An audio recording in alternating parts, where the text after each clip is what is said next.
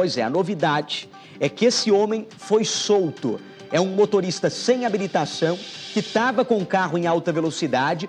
O pedestre que estava no meio da rua, ele estava embriagado e bêbado também, vale ressaltar isso. O cara do carro, não há informações de que ele estaria bêbado, mas há informação de que ele não tinha habilitação e também o carro estaria em alta velocidade. Está aí a foto da vítima fatal, foto também do carro bem destruído. Nessa imagem, ó, lá no canto superior da tela, lá em cima na tela dá para ver as perninhas do homem que vai ser atropelado, ó, pelo carro em altíssima velocidade. Novidade: o homem passou por audiência de custódia, o motorista, e foi liberado. Suspeito de atropelar e matar o pedestre sem ter habilitação no Piauí, foi solto pela justiça. O vídeo mostra o carro em altíssima velocidade. De acordo com a Polícia Civil, o motorista foi autuado em flagrante por homicídio simples, por deixar de prestar socorro à vítima e por fugir do local do acidente, mas acabou sendo solto após uma decisão. O suspeito de atropelar e matar o homem, identificado como Reginaldo Pereira dos Santos, na madrugada do último sábado, em Uruçuí, ao sul do estado, que fica a 430 quilômetros de Teresina, ele foi solto nesta segunda-feira após uma decisão da Justiça. Ele havia sido preso preventivamente ainda no domingo. O acidente aconteceu na Avenida José Cavalcante, no centro da cidade. De acordo com a Polícia Civil, o motorista do veículo foi autuado em flagrante pelos crimes de homicídio simples, por deixar de prestar socorro à vítima e por fugir do local do acidente. Uma câmera de segurança de um estabelecimento que fica em frente ao local do acidente registrou o exato momento do atropelamento. A vítima estava na avenida quando passa o veículo em alta velocidade. A vítima foi atingida em cheio, foi arremessada por cima do carro, caiu alguns metros do local. A decisão que concedeu o habeas corpus para o suspeito foi assinada pelo juiz Pedro de Alcântara da Silva Macedo. O magistrado destacou que o homem havia sido preso para garantia da ordem pública. A decisão se baseou apenas na gravidade do fato, em suposta fuga e risco de reiteração criminosa, sem a indicação de elementos concretos que demonstrem perigo atual e individualizado.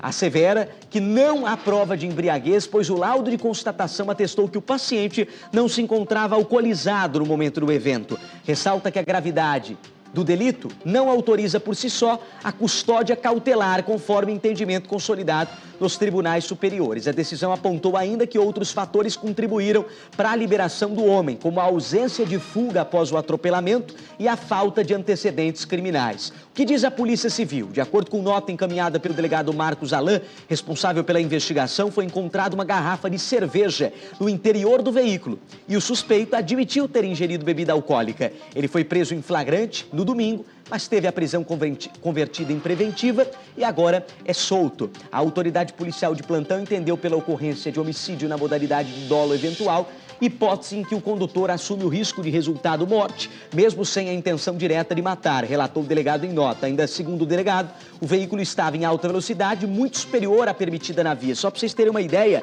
a velocidade aí nesse local é de 40 km por hora máxima. Mas dá para ver nitidamente na imagem, sem perícia nenhuma, que esse carro estava bem acima dessa velocidade. O motorista foi até entrevistado pela polícia, ele prestou depoimento. Ele também disse que o condutor tentou se esconder o carro em uma área de mata. O delegado nos contou que esse condutor do veículo ainda tentou esconder o carro. Conforme apurado, o veículo trafegava numa velocidade superior da via. Após o impacto, o condutor fugiu do local, tentou ocultar o carro numa área de mata, sendo posteriormente localizado pelas equipes policiais. Olha só que interessante, porque a versão que a polícia passa é completamente diferente da versão que o judiciário chegou em relação a isso, né? Porque falam assim, ah não, ele prestou socorro à vítima. Já no pronunciamento do delegado e da polícia, fala que não. Fala que esse cara, esse motorista, tentou inclusive esconder o carro numa região de mata. E quem encontrou ele foi a polícia, não ele se entregando. Vale ressaltar que ele não chegou a nem frear o carro ou desviar desse rapaz no meio da rua. Será porque ele estava bêbado, em velocidade ou distraído? Após o impacto, o condutor fugiu do local e tentou ocultar o carro numa área de mata. Na decisão que decretou a prisão temporária do suspeito de atropelar e matar o Reginaldo, o juiz de plantão da comarca de Floriano, que é o Robledo Moraes Pérez de Almeida, cita que o suspeito não tem habilitação para dirigir e que havia sinais de que estivesse se embriagado. Agora, a justiça disse que tinha uma garrafa de cerveja dentro do automóvel ali.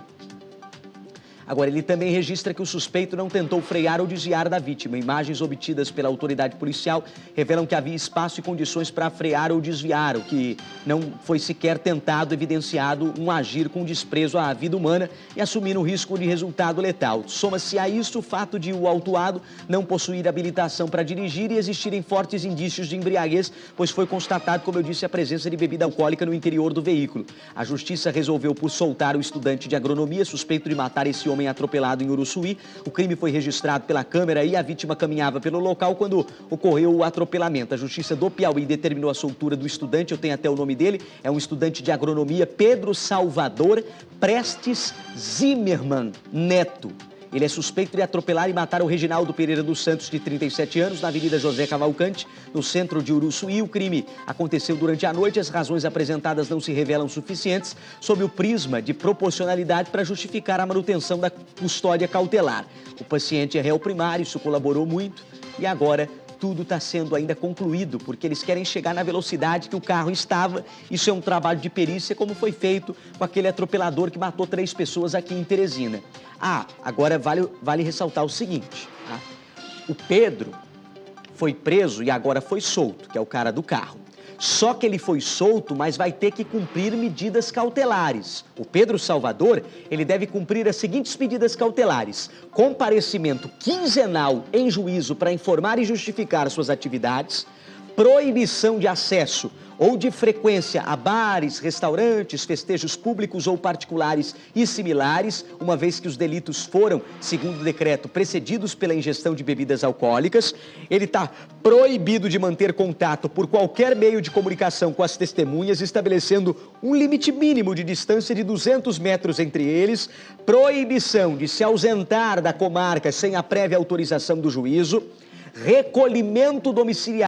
Vai ter que ficar em casa das 7 da noite às 6 horas da manhã, inclusive nos dias de folga, e vai ter o monitoramento eletrônico pela tornozeleira eletrônica pelo prazo de 180 dias. Se ele descumprir alguma dessas medidas, aí ele vai ter que se ver com a justiça. Me corta para a cadela desaparecida em Teresina. O animal foi visto com um homem que tentou